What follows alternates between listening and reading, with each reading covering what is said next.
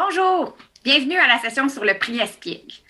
Mon nom est Lucie Dubuc, je suis bibliothécaire à la commission scolaire Riverside et membre du comité organisateur du symposium 2021 du Québec School Librarians Network, le CUSLIN. L'équipe de CUSLIN tient à participer au processus de réconciliation avec les peuples autochtones.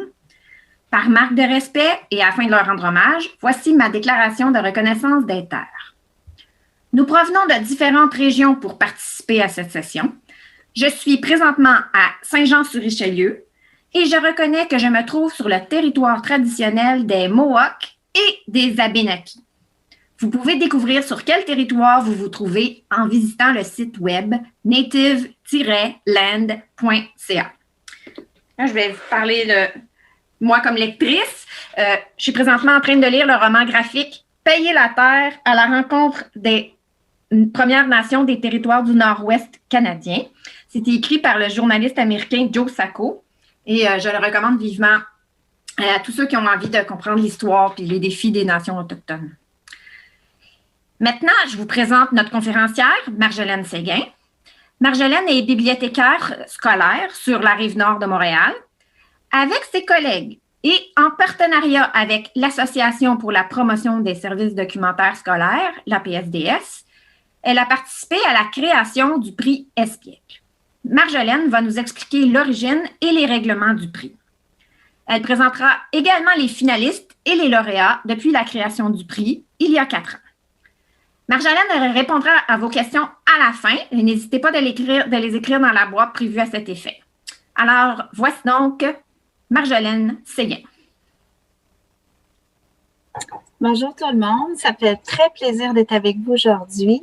Alors, en tant que cofondatrice du prix ESPIG, ça me fait très plaisir de vous parler aujourd'hui de l'origine de ce super beau prix.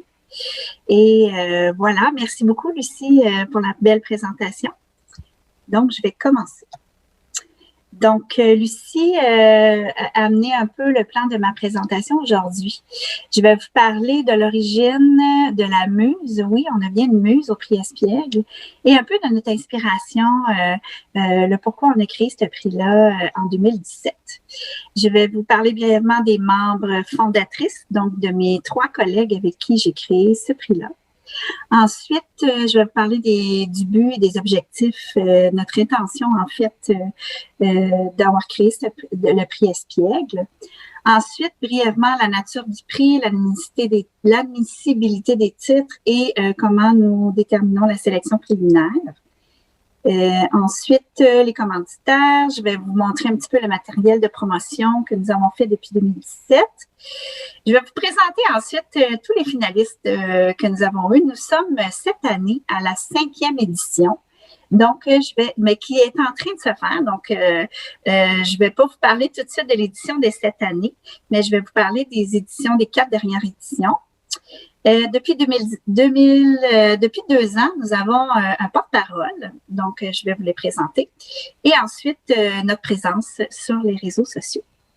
Vous trouvez sur plusieurs diapositives, je tiens à le mentionner, des nouvelles images que nous avons eues par Jacques Goldstein. En fait, Jacques Goldstein, si vous vous rappelez l'image de la première page, c'est lui qui a créé notre logo. Et puis, cette année, nous allons faire 5 nouvelles images. Nous en avons parlé sur notre page Facebook. Donc, si vous ne les avez pas vues, bien, vous les avez devant vous aujourd'hui dans ma présentation. Donc, le prix ESPIG. Tout a commencé dans un colloque au printemps 2014. Donc, nous étions dans un colloque sur la Rive-Sud et puis à la fin de la journée, nous sommes allés au restaurant entre collègues et on a commencé à parler de la censure. De la censure très large parce que nous venions presque toutes de milieu municipal avant.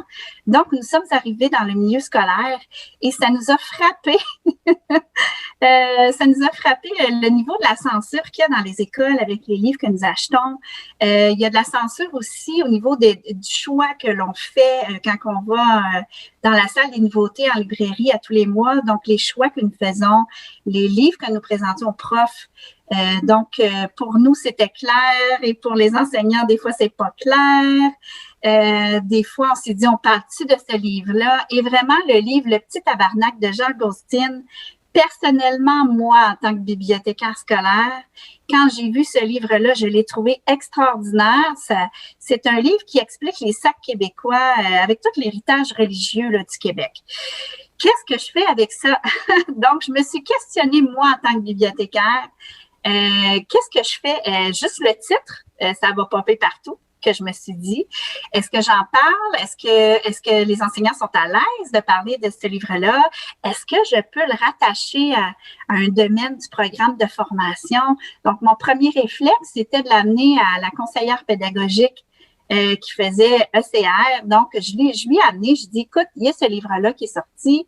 Est-ce qu'on peut le rattacher parce qu'il y a quand même des mots, un héritage religieux, donc il y a des mots associés à la religion catholique. Donc, je lui ai demandé ce livre-là, qu'est-ce que je fais avec ça? Parce que je voulais vraiment l'amener plus haut parce qu'il n'y a pas de livre là-dessus. Il n'y en a pas, j'en connais pas d'autres. Donc, je voulais vraiment en faire la promotion dans mon centre de service. Et j'aime beaucoup Jacques Gostin. Au départ, j'ai grandi avec lui, donc je me suis dit, pourquoi pas. Il y a un autre livre aussi, je ne l'ai pas mis dans la diapo, j'y ai repensé par après. Il y a un autre livre qui est sorti la même année. C'est La première minute de Mathieu. De Gilles Thibault chez Soulière. Donc, ce livre-là, si vous ne le connaissez pas, c'est un livre qui parle d'un enfant un peu poqué, avec un enfant mal aimé, dans une famille dysfonctionnelle, beaucoup de tristesse, de désespoir dans son vocabulaire, puis il y a des pensées suicidaires. Là, ici, on parle d'un enfant de 7-8 ans qui a des pensées suicidaires.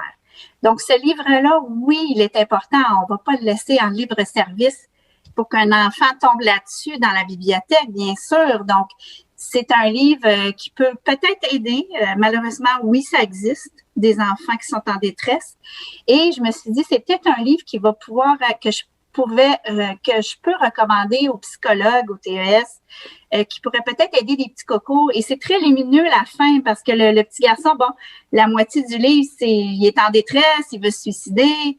Puis avant de faire l'action, il va voir une chatte qui a donné naissance à des petits bébés. Et là, c'est la première minute de Mathieu.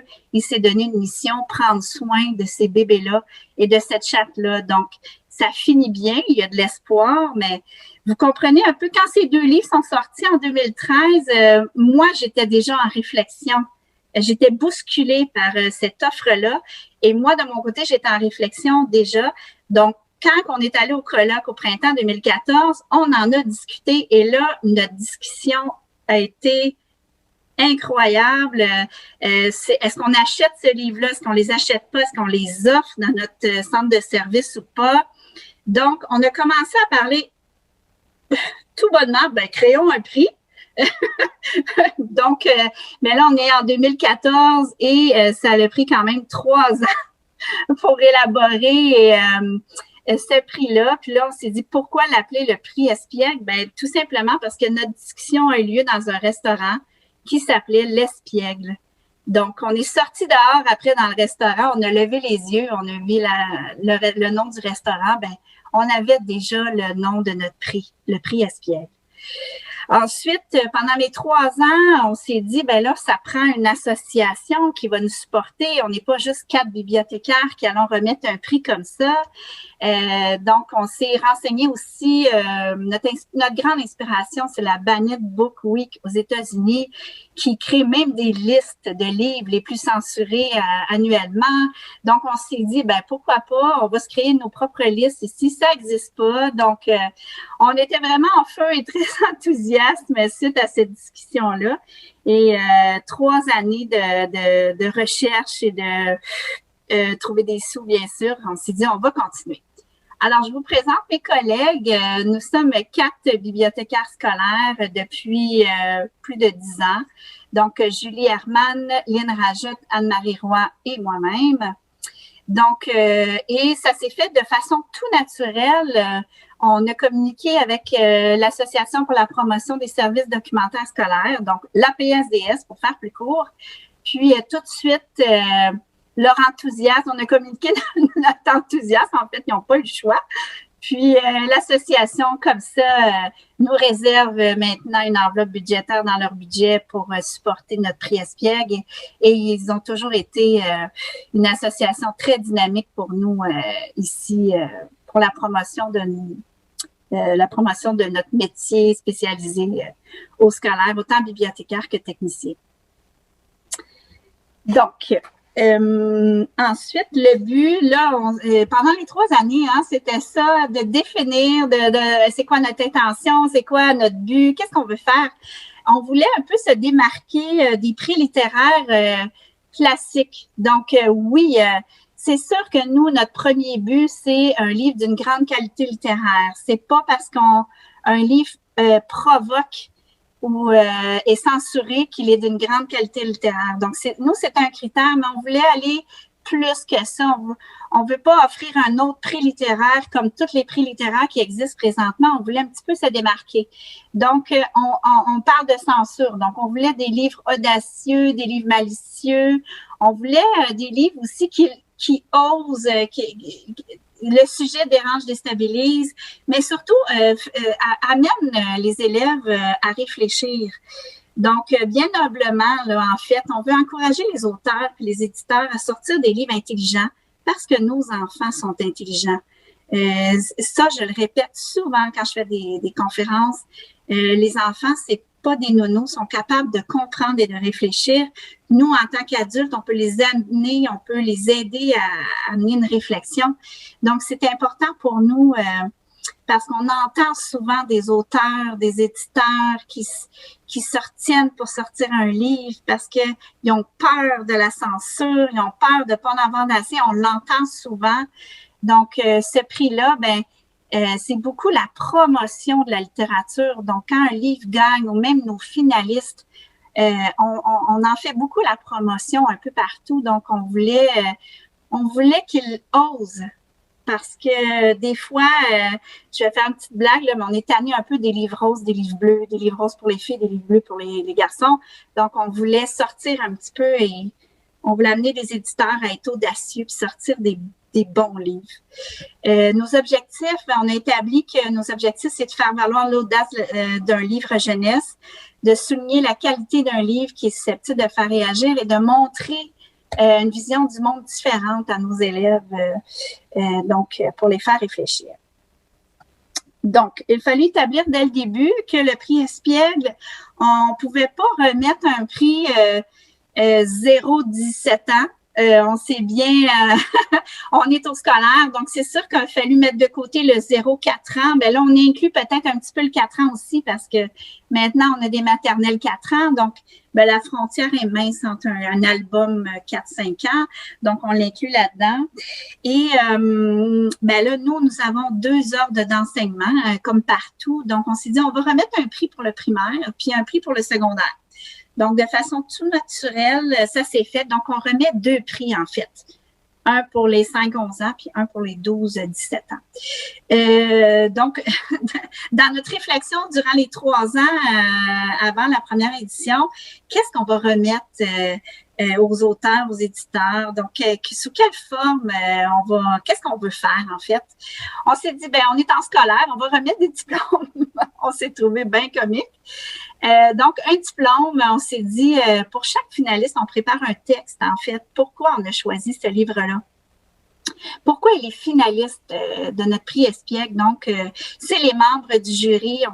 On est 5 membres du jury à chaque année. Donc, on prépare un texte pour chacun des finalistes pour expliquer pourquoi on l'a choisi. Et on le fait imprimer en diplôme. On leur remet ça. Pour l'avoir vécu pendant 4 ans, ils sont très contents.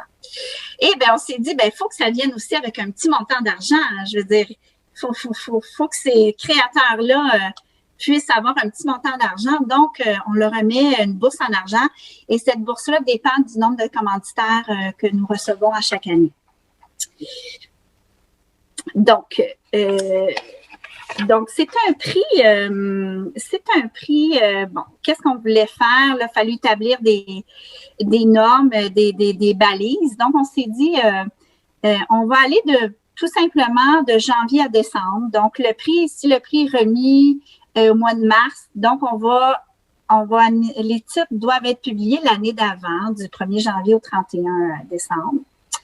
Et nous, c'est un prix québécois. Au début, on l'a comme élargi un peu canadien parce qu'on avait peur de manquer de titres, on avait peur qu'il n'y en ait pas assez. Mais on s'est bien rendu compte assez rapidement qu'il y a assez de bons titres québécois annuels. On en reçoit, je dirais, en moyenne soit 50-60 titres par année dans notre liste préliminaire. Donc, on en a bien amplement. Puis, on s'est dit aussi, nous, notre priorité, c'est de faire la promotion d'un éditeur québécois et au moins un des 2 créateurs québécois. Pourquoi on a mentionné ça? Parce on s'adapte à chaque année parce que on veut mettre de l'avant la littérature québécoise. Donc, on a beaucoup de co-créations. Il y en a de plus en plus à chaque année. Donc, on s'est dit, au moins un des 2 créateurs québécois. Donc, voilà, on a établi cette balise-là en français ou en anglais. Je vous avouerai qu'on n'a pas beaucoup de titres en anglais qui sont donnés, mais on en veut. Aucune réédition aussi. On veut que ça soit une première publication l'année précédant la remise du prix et aussi plusieurs types de documents différents. Romans, bande dessinée, album ou documentaire. Donc, on veut pas, nous, dans le cadre de mon travail, on fait la promotion de plusieurs types de documents. Donc, on voulait pas juste romans ou juste réservé à certains types en particulier.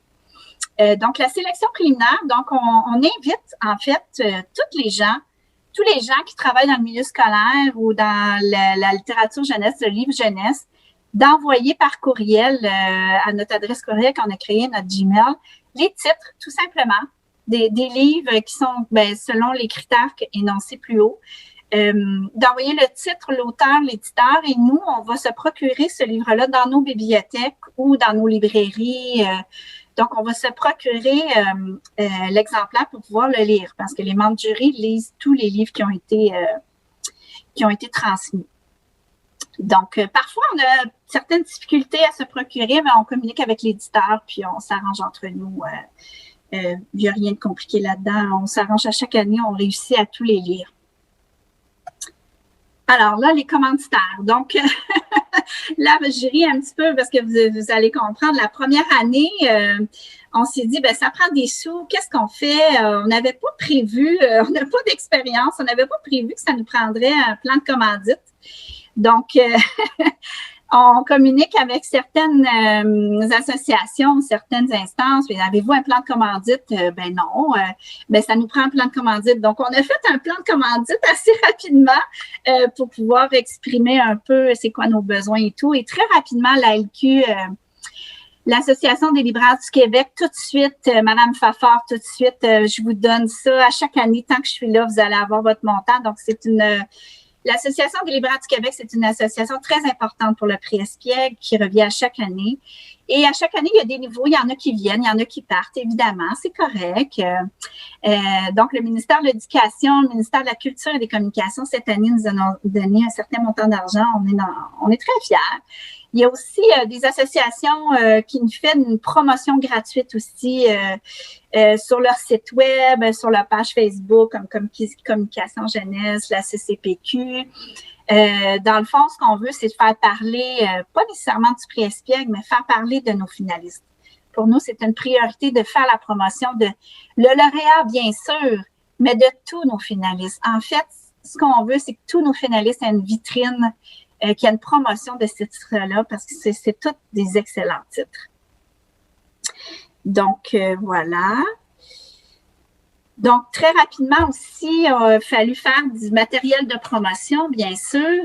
Là, on s'est questionné, on a créé une pastille autocollante qu'on commande à chaque année. En fait, on en envoie, année de COVID, c'est difficile, mais à chaque salon du livre, il y a des membres du jury qui sont plus à Québec, d'autres plus à Montréal.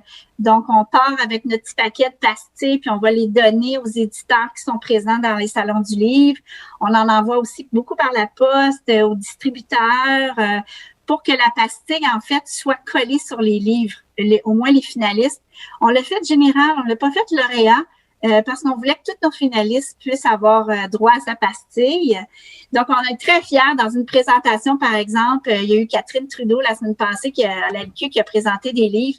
Ben, notre pastille était là sur un des finalistes en 2017 et là, on était toutes excités de voir notre pastille dans une présentation comme ça qui arrive. Aussi, on a un imprimeur qui nous imprime des super belles affiches à chaque année, des affiches de tous les finalistes. Donc, c'est des affiches 11 par 18 qu'on distribue un peu partout dans les librairies. Des fois, je les vois. C'est sûr que moi, je viens de la Rive-Nord, donc c'est ça que je vais emporter à chaque librairie sur mon territoire. Puis, on essaie un petit peu de les amener un peu partout. Des fois, je les vois par hasard dans une autre région et je suis très contente. Des communiqués de presse aussi, ça, on s'en sauve pas. On en distribue par courriel énormément. Et aussi, depuis le début, tous les textes que nous écrivons pour chacun des finalistes, on s'est dit comment on pourrait, de quelle façon ces textes-là pourraient se retrouver dans les livres. Donc, on n'a pas trouvé le mot encore, là. C'est une espèce de... On a mesuré, là, tous les textes, on les met sur notre site web. On les a tous imprimés pour que les gens puissent les imprimer, eux, et les mettre dans les livres. On n'a pas trouvé le mot encore. Comment ça s'appelle, ça, là? C'est pas un autodafé. En tout cas, on n'a pas... Je ne sais pas, Lucie, je ne sais pas si tu peux m'aider, le mot qui est utilisé. On va continuer à chercher, mais c'est pas grave. Moi, j'essaie de me rappeler, mais je sais que quand on a un encore en début de livre, ça a un nom, là. Oui, c'est ça. Donc, sur notre site web, on a mis un argumentaire. C'est le mot qu'on a trouvé en attendant. Donc, tous les argumentaires de tous les textes qui ont été préparés depuis le début, on les a mis sur notre site web pour que les gens puissent s'imprimer ça puis les mettre dans les livres dans leur bibliothèque. Donc, pour l'instant, c'est ça. C'est un prix encore jeune, hein, mais quand même, je trouve, en vous présentant ça aujourd'hui, puis en préparant ma présentation aujourd'hui, je trouve qu'on a bien fait beaucoup de choses en si peu de temps. Donc, en 4 ans, on est à notre 5e édition. Alors, voici, je vérifie mon temps, c'est parfait. Voici les finalistes depuis 2017. Donc, la première année, c'était notre première fois. Donc là, on statuait un peu nos critères d'admissibilité, mais c'est tous des livres québécois, peut-être quelques-uns canadiens, je vous ai dit tantôt au début. Donc, on ne s'est pas limité non plus, comme pour les finalistes, on ne s'est pas limité à un nombre établi. Là. On s'est dit, bon, si on en a 5 une année, c'est bien correct. Si on en a 4, si on en a 3, je vous avouerai qu'en année de COVID, on a eu un petit peu peur parce qu'il n'y a pas eu de publication le printemps dernier. Donc là, moi, je me questionnais, mon Dieu, on va-t-il avoir des finalistes pour notre prix cette année? Mais non, cet automne, il y en a un paquet qui sont sortis. Donc, je suis très rassurée. Donc, en 2017, le prix, nos finalistes, on les compare beaucoup entre eux aussi. Hein? Puis, on est confrontés dès le début à certains sujets, comme par exemple, pour nous, l'homosexualité, c'était déjà acquis. On n'avait pas besoin de mettre un finaliste qui parle d'homosexualité. Et là, on a eu des très belles discussions juste entre nous en tant que membres du jury, parce qu'on s'est rendu compte que nous, on est très progressistes, ouverts, surtout, mais non, pas nécessairement. Donc, entre nous, ça nous a amené des belles discussions. C'est ça le prix ESPIEG, ça nous fait des belles discussions entre nous. Donc, pour la première année, pour le primaire, Méchant Far West, le méchant qui voulait être, mon Dieu, j'ai oublié le titre, je l'ai en arrière de moi en plus. Donc, Méchant Far West, c'est Monsieur Ed. C'est une nouvelle maison d'édition. Vous avez sur la photo à droite la belle Marthe Pelletier. Richard et Crapou, bien sûr, c'est pas son vrai nom. On a fait le chèque Richard et Crapou, puis on s'est bien rendu compte que c'était pas son vrai nom. Donc, il a fallu vérifier son vrai nom. Donc, vous avez les deux éditrices à côté de Monsieur Ed. Ensuite, pour le secondaire, Patrick Isabelle. Patrick Isabelle, c'est un auteur exceptionnel. Si vous ne connaissez pas, c'est très dur comme livre, comme trilogie. Eux, nous, lui. Ça nous a frappé. La beauté de son écriture, tout de suite, ça nous a séduit et c'était pour nous d'une évidence que c'était lui notre grand gagnant de la première édition. Donc, voilà. Il y a aussi l'enfant mascara. Je pourrais vous parler de chacun d'entre eux, là. Mais on a eu vraiment des bonnes discussions sur celui qu'on voulait nommer comme lauréat, parce que l'enfant mascara aussi, on l'a beaucoup aimé. Hare Krishna aussi, Noir Destin. En fait, on les aimait tous. C'est pour ça qu'on veut faire beaucoup la promotion de nos finalistes et pas seulement les lauréats, parce qu'on trouve que chacun d'entre eux a un aspect audacieux, espiègle, chacun des finalistes. L'année suivante, donc, riche de notre première expérience à la librairie Bric-à-Brac à Montréal, en plein Hochelaga Maisonneuve, c'était incroyable ce qu'on a eu de cette librairie-là. Donc, on s'est dit, bon, l'an 2, qu'est-ce qu'on fait? On est allé à Québec pendant le Salon du livre international de Québec. On s'est dit, on va aller dans une autre région. On voulait essayer d'être présent, pas juste à Montréal, parce qu'on ne peut pas que ce prix-là soit associé seulement à l'île de Montréal. Donc, l'année suivante, on était à Québec. Donc, les finalistes, l'enfant qui n'avait jamais vu une fleur, le livre où la poule meurt à la fin, le livre où la poule meurt à la fin, on a tellement ri de la fin. Mon frère est une fille sur la transsexualité, petite histoire pour effier les ogres qui est complètement différent de ce qu'on voit dans la littérature jeunesse. Et notre choix s'est porté sur Papa, t'es mort. Papa, t'es mort, c'est deux réalités. Un enfant bien dans un pays bien comme le Québec et un enfant qui vit la guerre. Donc, c'est deux confrontations de deux réalités. Marie-France Hébert, qui est une perle, qui nous a fait un beau discours d'ailleurs. J'ai été très émue par son discours. En fait, pour résumer son discours, elle disait les bibliothécaires sont des passeurs. Nous, on écrit des livres et vous les passez aux enfants. Donc, j'ai trouvé ça très, très beau ce qu'elle a dit. Et Jean-Luc Trudel, bien sûr, les images sont à couper le souffle dans Papa, t'es mort. Ensuite, pour le secondaire, nous avions une première bande dessinée, L'Esprit du camp, qu'on a beaucoup aimé, La fille des accordés aussi. Les 4 saisons d'Elina qui parlent d'esclavage, tout simplement, même ici au Québec. Et Le sexy défi de Lou Lafleur. Ça, c'était vraiment, on parlait tantôt, juste avant, moi et Lucie, de sexualité. Le sexy défi de Lou Lafleur, quand ça l'a sorti, c'est très explicite, mais c'est les bons mots. C'est bien amené, c'est bien expliqué, c'est de la fiction très drôle. Donc, on a beaucoup aimé. Et Jonathan Bécotte, Souffler dans la cassette, de la poésie. C'est aussi mettre de l'avant des mises en page audacieuses aussi, le prix Espiègle. C'est pas juste le texte, le sujet, mais de la poésie, on n'en a pas assez selon nous en littérature, plus aujourd'hui que là 5 ans. On en est très heureuse. Donc, la poésie aussi, et notre choix s'est porté sur pourquoi les filles ont mal au ventre. Parce que c'est un manifeste féministe. Être féministe encore aujourd'hui, c'est quand même très, très audacieux. Donc, c'est vraiment ce livre-là. Il y a encore beaucoup d'inégalités encore aujourd'hui par rapport aux femmes. Si on pense à la taxe rose, si on pense aux salaires plus élevés chez les hommes que chez les femmes. Donc, c'est vraiment un manifeste qui montre, qui donne des détails sur la différence qui existe encore aujourd'hui entre les hommes et les femmes. Donc,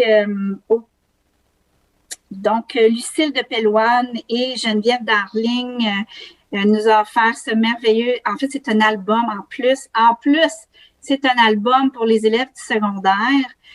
Donc, chez Lisatis, donc on voulait vraiment... j'ai eu la chance de discuter avec Angèle Delaunoy à l'époque. Et puis, je l'ai félicité d'offrir des albums pour les grands. Il n'y en a pas assez au Québec, des albums pour les plus vieux. Puis ça, en fait, il y a eu les deux, les 4 saisons d'Elina qui sont sorties en même temps. Donc, je l'ai félicité tout bonnement. Puis, on a eu une belle discussion sur l'offre littéraire pour les adolescents. La dernière fois qu'on a remis le prix physiquement en 2019, on était à la librairie Sainte-Thérèse. Et puis, là, on n'a pas pu, on avait 6. On n'a pas pu en enlever un. On a eu une grosse discussion, mais on s'est dit, on en met 6 au primaire et 6 au secondaire.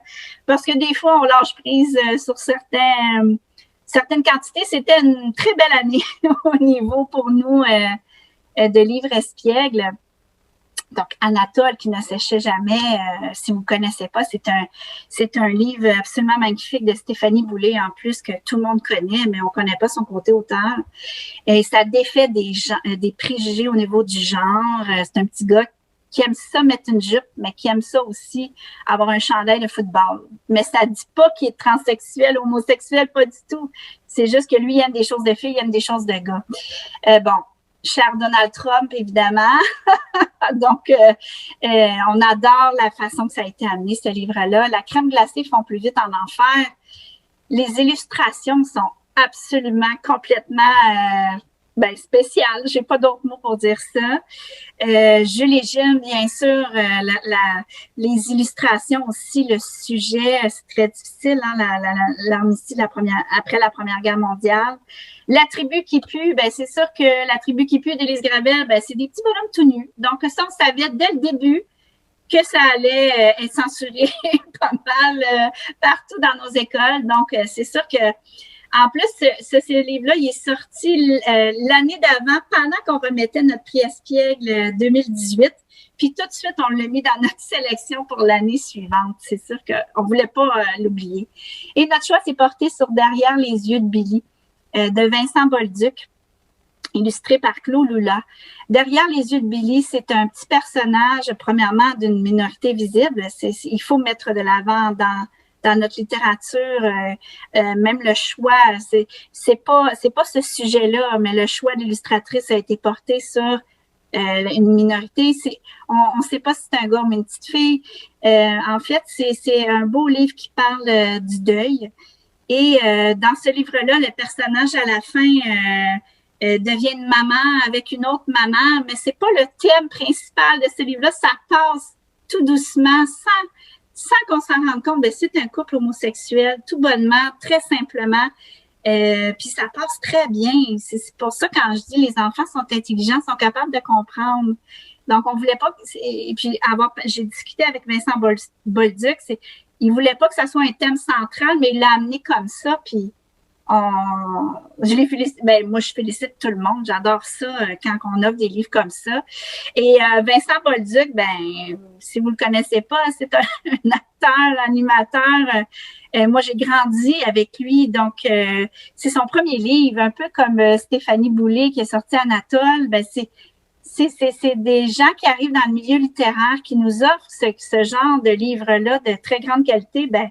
Il faut les féliciter aussi là-dessus. Au secondaire, 5 cadavres qui est Oser lire, qui est une nouvelle collection qui est sortie chez Bayard. Dernier départ pour l'ailleurs de Nadine Duchesneau. La suite d'Hare Krishna, on s'est pas mis de barrière non plus pour les suites. On s'est dit, on prend chacun des livres comme il est, puis on a beaucoup aimé aussi celui-là. J'ai mal au ventre et pourtant ça ne se voit pas. C'est le même duo qui avait gagné l'année précédente. Et là, ça parle de santé mentale. On n'en parle jamais assez de santé mentale auprès de nos adolescents, surtout en ce moment. Donc, on s'est dit, il est merveilleux. L'esprit du camp aussi, c'est le tome 2 de l'année précédente, c'était le tome 1. Et notre choix s'est porté sur James de Samuel Champagne. Mon Dieu, comment parler de ce livre-là? James, ça parle de bisexualité.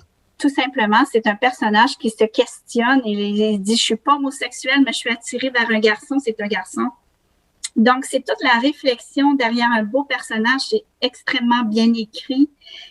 Puis, ça va probablement ouvrir des portes sur beaucoup de nos jeunes qui se questionnent au niveau de leur sexualité. Donc, c'est vraiment un très beau livre. Eh bien, année de pandémie oblige, on a étiré ça très longtemps parce que la remise du prix Espiègle, c'est une fête. C'est une fête entre nous. Il y a beaucoup de gens qui... En fait, on a vu que la réception du milieu littéraire, elle était excellente. Tout le monde était content, les éditeurs aussi, les auteurs aussi. Donc, c'est une grande célébration. Et l'année passée, le COVID est arrivé, donc on a étiré ça le plus longtemps possible, pensant que ça allait se régler. Eh bien, on s'est vraiment beaucoup trompé parce que ça va faire 1 an. Donc, on n'a pas eu le choix au mois de juin. on était obligés. C'est pas vrai. On s'est dit, on va remettre le prix quand même en ligne parce qu'il y avait des très beaux titres qui sont sortis en 2019. La case 144, qui est absolument, les illustrations de Geneviève Després, moi, je les adore. Nadine Poirier, l'écriture qui parle d'une amitié improbable entre un sans-abri puis une petite fille. La dinde qui voulait voter, le droit de vote. La façon que c'est amené, c'est absolument merveilleux. Les étoiles de Jean Gaulstin, c'est sûr que Jean Gaulstin, on l'aime beaucoup depuis le début, puis il est très associé au prix Espiègle, mais à chaque fois qu'il sort un livre, le dernier qui est sorti, Le Tricot, il est absolument merveilleux, mais les étoiles, ça parle de religion. Donc, c'est un petit garçon juif avec une petite fille musulmane qui tombe amoureux, mais que leurs parents, chacun de leur côté, ne veulent pas qu'ils soient amoureux. Donc, c'est un livre sur l'amour très, très, très beau. Jacques Gaulstin, il écrit pas beaucoup, mais ses images parlent tellement. Donc, on comprend plein de choses dans ces images. Il n'y a pas besoin d'écrire de mots. Kid d'Amélie Dumoulin, mon Dieu, la maltraitance des enfants, la façon que c'est amené... c'est beau, c'est pas triste, mais c'est nécessaire comme sujet, la maltraitance des enfants. Et Méchant Far West qui est revenu pour le tome 2 en 2019. Et notre choix s'est porté sur Enterrer la lune d'André Poulain. Enterrer la lune, qui est premièrement, le format est exceptionnel. C'est de la poésie en vers libre. Déjà, c'est exceptionnel. J'ai eu une grande discussion avec André Poulain dans un salon du livre aussi. Elle et son éditeur se questionnaient à l'époque comment est-ce que c'est correct, est-ce qu'on sort ce livre-là? Ils se questionnaient déjà au départ.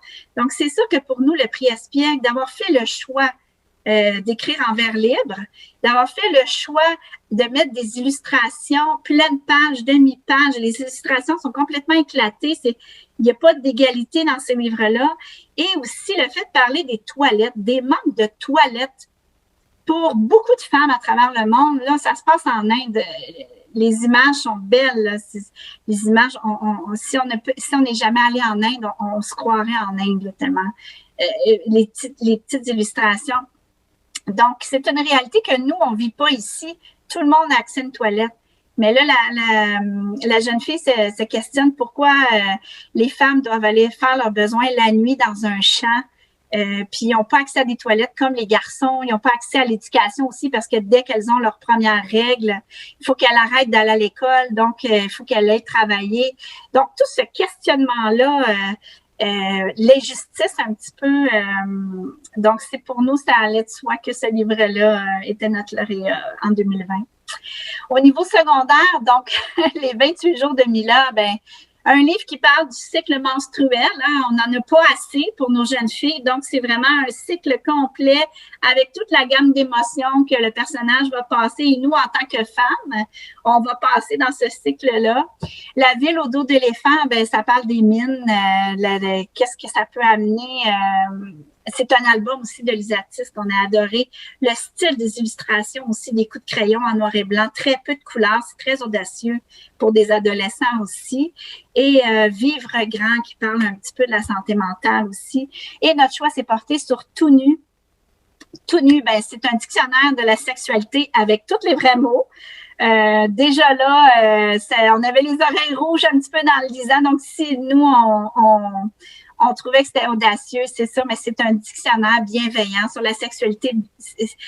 Et ce livre-là doit se retrouver dans toutes les maisons avec des enfants de 13, 17 ans, selon nous. Donc, on a beaucoup aimé ce livre-là, donc on l'a nommé lauréat en 2020, l'année passée. Donc, je vous ai dit tantôt qu'on avait un porte-parole depuis 2 ans. Donc, Patrick Isabelle, ça allait de soi. La première fois, on lui a demandé, il a dit oui. Donc, un peu comme notre logo du prix Espiègle, j'ai demandé à Jacques Austin, il a dit oui. Moi, je me dis, si on ne demande rien, on n'obtient rien. Donc, on a demandé à Patrick Isabelle, il a accepté haut la main. Il a même refait faire ses photos d'auteur pour nous parce qu'on voulait une photo un petit peu plus espiègle. On est super contents, mais il était dû pour en refaire là, parce qu'il a beaucoup changé. Et c'est pas juste les photos, mais c'est aussi les mots. On leur demande de nous écrire un texte. Pourquoi ils ont accepté de devenir porte-parole? Je vous ai mis un petit extrait parce que le texte est beaucoup plus long que ça.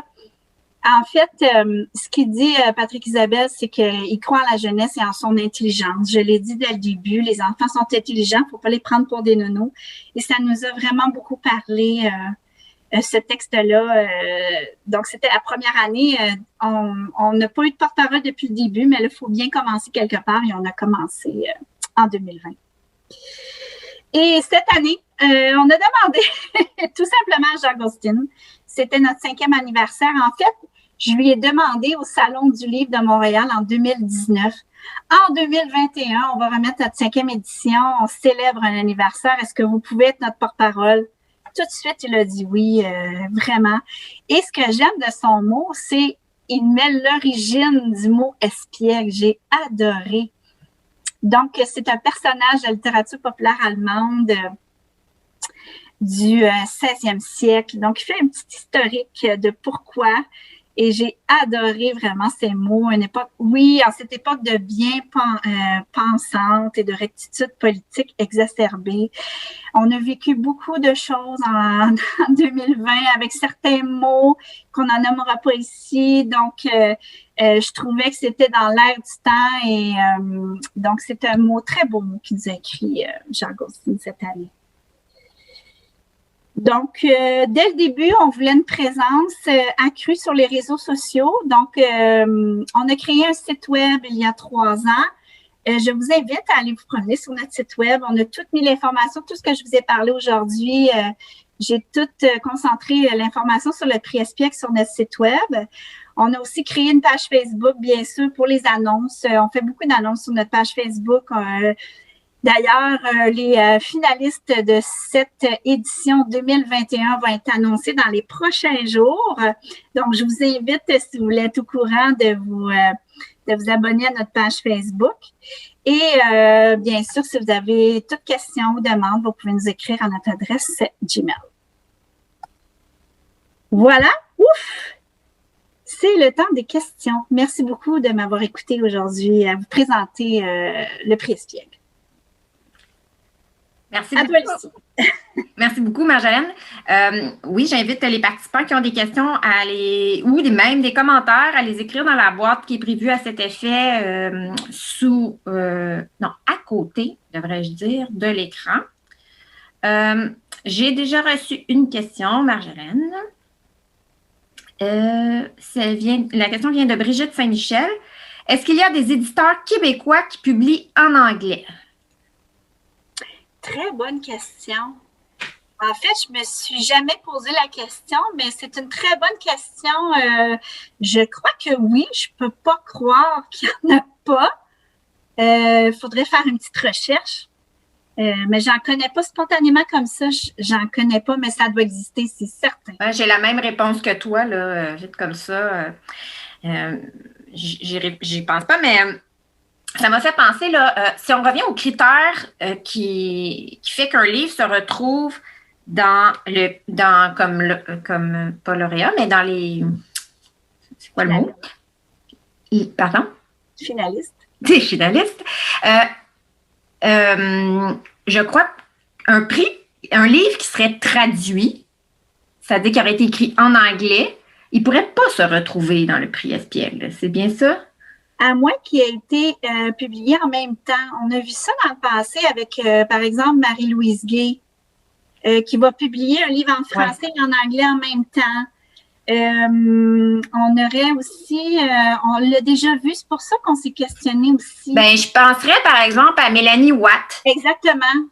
Ou Élise Gravel, par exemple, qui va publier, mais là, il ne faudrait pas qu'elle publie chez Scholastique, par exemple. Mais j'ai un éditeur québécois qui va publier un livre en anglais pour le reste du Canada. Oui, ça pourrait Ah oui, parce que il faut que la maison d'édition soit québécoise. C'est pour ça là, que. Oui, c'est ça, c'est ça. Mais c'est une bonne question.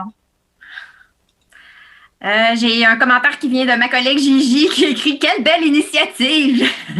Merci. Oui, c'est vrai, tout à fait. Moi aussi, je trouve que. Hey, moi, en fait, moi, j'avais un peu une question. Dans le fond, là, pour organiser le prix, là, c'est sûr que vous avez besoin d'argent parce que je suis certaine qu'à un moment donné, il y a des livres que vous allez devoir aller acheter, tout ça. Oui. Fait que, techniquement, là, tout ce que vous recevez de vos commanditaires sert à tout ça, finalement, à l'organisation ainsi qu'à la bourse, j'imagine? Oui, ben nous, notre priorité, c'est d'offrir la bourse. Donc, au début, on s'est questionné, combien qu'on va leur donner. C'est sûr que ça a augmenté avec le temps aussi, selon les commandites qu'on avait. Mais nous, ce qui est le plus important, c'est la bourse qu'on remet aux 2 lauréats. Puis des fois, il faut la diviser en 2. Hein, s'il y a un auteur-illustrateur, des fois, ils ont une bourse complète, c'est juste l'auteur.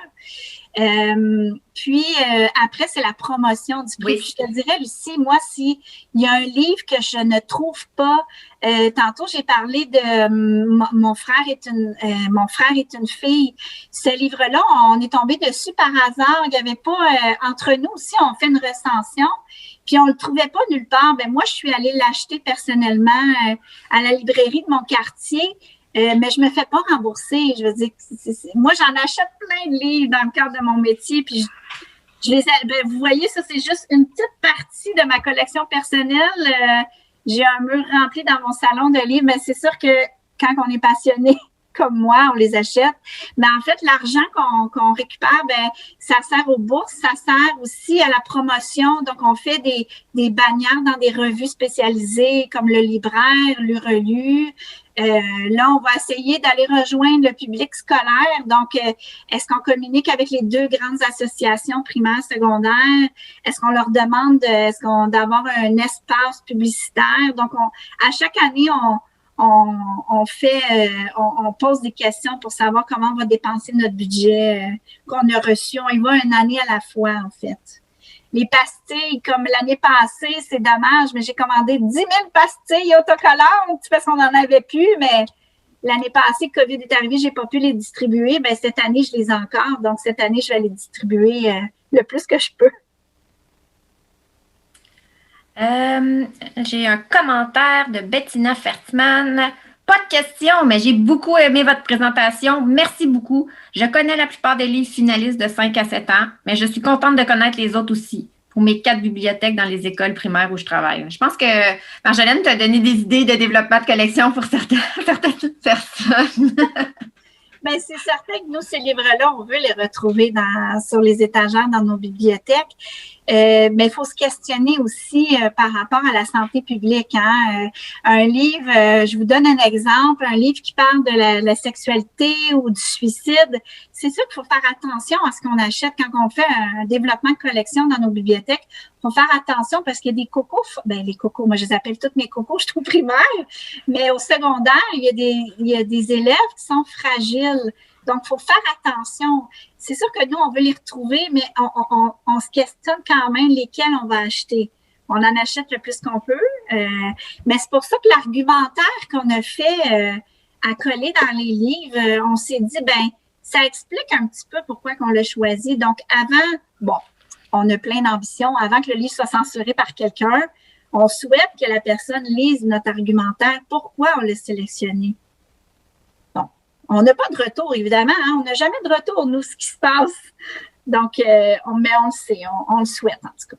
Oui, je comprends le défi. Puis, je comprends aussi le défi comme bibliothécaire des fois de te poser la question où est-ce que je vais le placer dans ma bibliothèque pour en même temps le mettre en valeur puis en même temps qu'il ne se retrouve pas dans les mains du public que tu ne voudrais pas où ça aille, là. Ouais. Bien, exact. Au primaire, hein, on a des petits de 4 ans puis on a des grands de 12 ans, mais il faut faire attention tu sais, un livre, La première minute de Mathieu, je veux dire, tu peux pas mettre ça en libre sur les tablettes. Je veux dire, il faut le mettre, mais là, on le met dans la section. Nous, on a des sections pour les enseignants dans nos bibliothèques. Mais souvent, cette section-là est pas très utilisée, dépendamment d'une école à l'autre. Fait qu'on s'est dit, on va le mettre là, puis il va servir à rien, mais s'il y a un cas dans une école, puis la psychologue a besoin d'une ressource, ben il sera là. Mais moi, je suis contente de t'entendre dire que la section de ressources profs, ça sert pas. On a tout le temps cette question-là, ma collègue et moi. Qu'est-ce qu'on fait avec le livre? Puis là, on a toujours l'impression que si on le met dans la ressource prof, on n'est pas certain que ça va servir parce qu'on n'est pas toujours là dans la bibliothèque pour être en train de vendre le livre à la bonne personne. Puis tu vois, je viens d'avoir un commentaire. La personne qui avait posé la question tout à l'heure a dit absolument, si on les achète, il peut rester dans la section des ressources pour les enseignants. Oui, mais des fois, tu as l'impression que en tout cas, pour ma part, comme je ne suis pas toujours dans les bibliothèques, j'ai l'impression que je ne vais pas toujours pouvoir être là pour faire la médiation à la bonne personne. C'est l'ingrat de notre travail, je crois, la présence dans l'école et la médiation des ressources que nous, on le sait. Moi, j'achète des trésors à chaque année pour plusieurs écoles, pour plusieurs bibliothèques d'école, mais ils ne savent pas que j'ai acheté ça. J'ai aucun moyen de leur dire.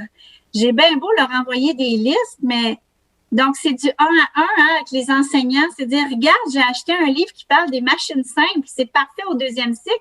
Regarde, je l'ai acheté pour toi. Si personne lui dit, elle ne le sait pas que je l'ai acheté pour sa bibliothèque.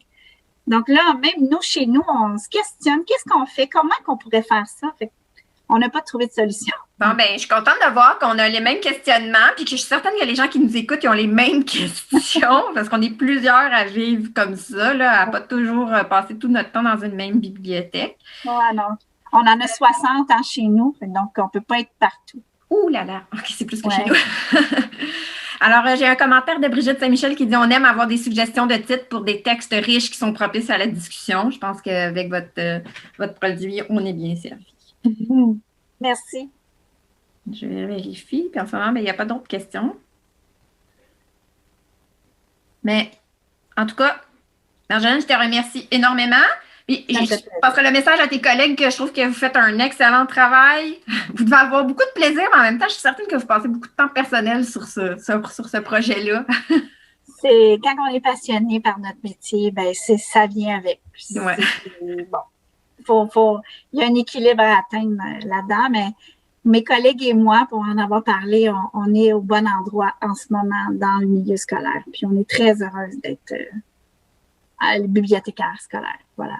C'est merveilleux. Donc, pour tous ceux qui nous écoutent, là, quand c'est le temps de soumettre des idées de prix, vous les publiez sur le. Vous annoncez que vous réclamez les suggestions. C'est ça, au mois de janvier. Oui, dès maintenant, je suis revenue à la diapo d'avant. Dès maintenant, s'il y a des titres qui sont sortis depuis le 1er janvier, que vous pensez qu'ils sont espiègles et audacieux, donc vous pouvez tout de suite envoyer un courriel à priespiègle@commercialgmail.com. Puis nous, on a un fichier Excel. Il y en a déjà des titres qu'on a vu passer depuis le début de l'année, qu'on a mis tout de suite la liste. Donc, c'est ça qu'on va les compiler. Nous, l'organisation commence au mois de septembre. Donc, au mois de septembre, là, on commence à regarder, on fait de la promotion, on cherche nos commanditaires. Donc, ça se passe toute l'automne. Et en gros, là, l'automne, c'est ça. En janvier, on est encore en sollicitation, on commence nos lectures. Et la lecture se poursuit tout le mois de février. Le prix est remis autour du 1er avril parce qu'on s'est dit, c'est belle fun, le poisson d'avril. Ça fait un petit clin d'œil à l'espièglerie de la journée. Mais, tu sais, dans un monde idéal, on peut pas remettre un prix un jour de semaine quand on travaille, c'est pas possible. Donc, mais on essaie tout le temps d'être proche du 1er avril. Puis, les finalistes sont annoncés soit un petit peu avant ou un petit peu après la semaine de relâche. Donc, c'est pour ça que je vous dis, là, je peux pas vous en parler. J'aimerais ça vous en parler. Mais moi, je les connais, les finalistes pour cette édition de cette année et ça va être annoncé dans les prochains jours. Je vous tease un petit peu à aller sur notre page Facebook. Excitant, là, je suis certaine que ça va faire augmenter ton public sur le Facebook, juste la conférence en ce moment.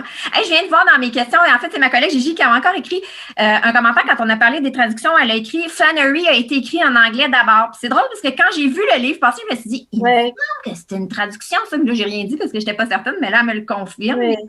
Oui, ben c'est ça. On a beau faire toutes les vérifications qu'on peut avec les moyens qu'on a. On le sait très bien. On l'a un petit peu échappé, mais bon, c'était la première édition. Mais on l'a pas échappé parce que c'est un livre extraordinaire, le Flannery. On a beaucoup aimé. Mais c'est ça, dès le début, il a fallu se réaligner, puis redéfinir nos critères comme il faut. Puis on n'a pas la prétention d'être parfaite non plus. Vous savez, ce prix-là est organisé un peu sur notre temps bénévole aussi. Donc, on se met pas de stress avec ça. On est tout le temps dans la bonne humeur. Donc, merci de l'avoir souligné, Gigi, mais on n'est pas fâchés du tout. On en est très consciente. Puis ça se peut que dans le futur, on se trompe aussi. Bien d'écrire. Au niveau des auteurs, par exemple, est-tu québécois, il n'est pas québécois, mais on fait une vérification, mais des fois, ça se peut qu'on l'échappe et qu'on se trompe. Mais c'est pas grave. On n'a pas des prétentions très prestigieux comme les grands prix littéraires internationaux. Là. On est un petit prix, puis on est juste oui, je me mettais dans la peau des auteurs que je me dis qu'ils font tellement pas des gros salaires au Québec. Ils doivent être tellement contents quand vous leur donnez une bourse, puis dans le fond de la promotion qui vient avec leurs produits. Là. Oui, tout à fait. C'est ça qu'on s'est fait dire dès le début par beaucoup des éditeurs. Nous, ce qu'on veut, puis ce que les auteurs veulent, c'est de faire parler leur livre, de faire vivre leur livre. Donc, tout de suite, dès le début, on s'est donné une intention de promotion des livres. Donc, on le propage, que ce soit par courriel, notre page Facebook, notre site web. Donc, on essaie de parler de tous les finalistes. Notre page Facebook, d'ailleurs, est très... ben là, c'est plus tranquille, là, mais dès que plus on se rapproche de la date de remise, on fait beaucoup de promotion de chacun des finalistes juste avant la remise du prix. Donc, oui, on en parle beaucoup, puis le plus qu'on peut. Puis si on se met dans la peau d'une bibliothécaire, est-ce que tu pourrais dire que tous les livres qui sont finalistes, tu les recommandes pour achat dans les bibliothèques? Moi, je te dirais d'emblée, Lucie, oui, mais ça dépend. Je vais te donner un exemple très concret au niveau de la fille désaccordée. Nous, la fille désaccordée, on l'a amenée à la spécialiste chez nous qui s'occupe du dossier violence, sexualité, parce que c'est un livre qui parle de suicide. Et selon la santé publique, il ne faut pas donner des détails sur un personnage qui veut se suicider. Au même titre que l'anorexie, la boulimie, il ne faut pas donner des méthodes pour se faire vomir, par exemple. Donc, c'est sûr que nous, chez nous, la santé publique était très présente. Dès qu'on n'est pas certaine, on va amener ce livre-là à des spécialistes. C'est sûr que nous, notre travail, c'est de l'amener, mais c'est eux, les spécialistes, qui vont décider. Puis, c'est sûr que je vous cacherai pas que ça, c'est un exemple. Ben, c'est sûr qu'ils nous ont pas recommandé d'acheter ce livre-là ou de le mettre à part ou de pas le mettre en libre circulation. Donc, moi, je te dirais oui, mais ça dépend de chaque milieu. C'est très bon à savoir, je trouve, parce que non, faut pas prendre pour acquis que vous l'avez mis dans le prix Espiègle et qu'il devrait absolument se retrouver sur une tablette de bibliothèque. Non, tout à fait. Il y a un jugement critique à avoir aussi dans chacun des milieux. Puis, il y a des milieux comme pourquoi les filles ont mal au ventre. Ce livre-là, il a été censuré dans certaines régions et pas dans notre région. On se demandait pourquoi. Mais sur notre comité, cette année-là, il y avait 2 filles de d'autres régions de Montréal et ce livre-là ne passait pas. Donc, il y a une réalité régionale aussi. Il y a une réalité de chaque centre de service. Mais oui, il faut toujours avoir un jugement critique quand on fait du développement de collection. Ouais. On ne peut pas acheter parce que ce livre-là a gagné un autre prix littéraire. On ne peut pas l'acheter automatique. Il faut avoir un questionnement quand même par rapport à ça. Bon, ben Marjolaine, je te remercie encore. Ça fait vraiment plaisir. Bonjour tout le monde.